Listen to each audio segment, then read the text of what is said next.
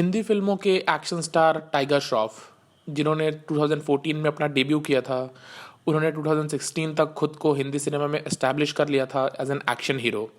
जिस जॉनर की फिल्में टाइगर श्रॉफ करते हैं, जिस टाइप की फिल्में टाइगर श्रॉफ करते हैं, उनमें तो उनका कोई कंपटीशन है ही नहीं वर्चुअली अगर आप देखो तो। हाँ, उनका कंपटीशन हम कह सकते हैं कि शायद विद्युत जामवाल है, बट विद्युत जामवाल मेन स्ट्रीम फिल्म्स नहीं करते हैं। विद्युत जामवाल जिन बैनर्स के लिए फिल्म्स कर रहे हैं वो बैनर्स उतने रेलिवेंट नहीं है इंडिया में। टाइगर श्रॉफ जिस जॉनर में फिल्म्स कर रहे हैं वहाँ पे वो अकेले ही हैं। He is the boss of his universe, he is the jungle, he is the शेर in the jungle.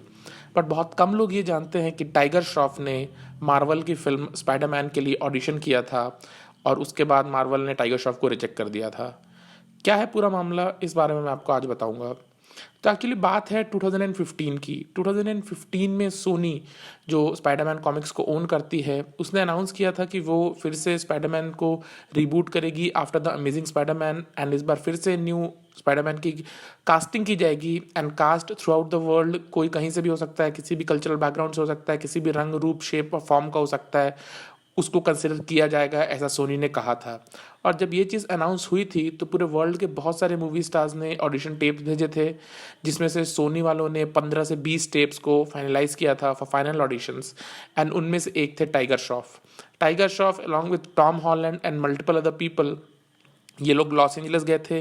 Los Angeles में सोनी के स्टूडियोज़ में वहाँ पे इन लोगों का लाइव एक्शन कुछ टेस्ट हुए, कुछ स्क्रीन टेस्ट हुए, कुछ कॉस्ट्यूम डिज़ाइन के टेस्ट हुए, कुछ स्टंट्स करवाए गए, एंड सारी चीज़ों में टाइगर श्रॉफ थे along with Tom Holland and कुछ और लोग भी थे जो अलग अलग देश से आए थे। इंडिया से सेलेक्ट होने वाले सिर्फ और सिर्फ टाइगर श्रॉफ इकलौते इंडियन थे for the role of Peter Parker in the Spiderman series. But उसके बावजूद सोनी ने टाइगर श्रॉफ को रिजेक्ट कर दिया, क्योंकि यार देखो, ऑब्वियस सी बात है, चाहे कोई कुछ भी कह ले, at the end of the day people recognise Spiderman as a white man. And ये चीज़ बहुत ज़्यादा इंपॉर्टेंट थी। Back of the mind Sony के back of the mind Marvel Studios के बैक में ये चीज़ रन हो ही रही थी कि स्पाइडरमैन इससे पहले जिसने प्ले किया है, टोबी मैगवायर ने या एंड्रू गारफील्ड ने, वो दोनों वाइट अमेरिकन्स थे, एंड उन लोगों को चाहिए था कि वो लोग एक वाइट अमेरिकन या एट मोस्ट एक वाइट ब्रिटिशर को या वाइट यूरोपियन को लें for the role of Spiderman. And ये चीज़ back of the mind Sony और मार्वल के थी ही, एंड उन्होंने ये चीज़ क्लियर की, क्योंकि मार्वल कॉमिक्स में जो स्पाइडरमैन का कैरेक्टर है जो स्टैनली ने लिखा है, वो कैरेक्टर भी एक वाइट अमेरिकन ही होता है।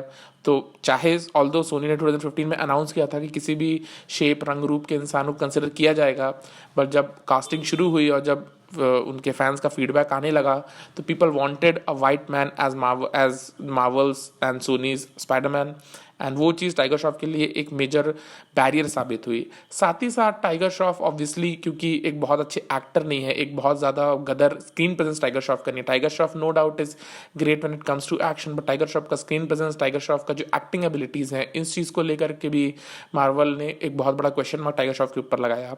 टाइगर श्रॉफ ने बाद में अपने इंटरव्यूज़ में बहुत बार कंफर्म भी किया कि उन्होंने एक फॉरेन की फिल्म के लिए ऑडिशन दिया था, एक बहुत बड़ी सुपर हीरो की फिल्म के लिए, और उन्होंने कभी रिवील नहीं किया कि कौन सा रोल था और कौन सी सुपर हीरो फिल्म थी, बट वो फिल्म थी स्पाइडरमैन।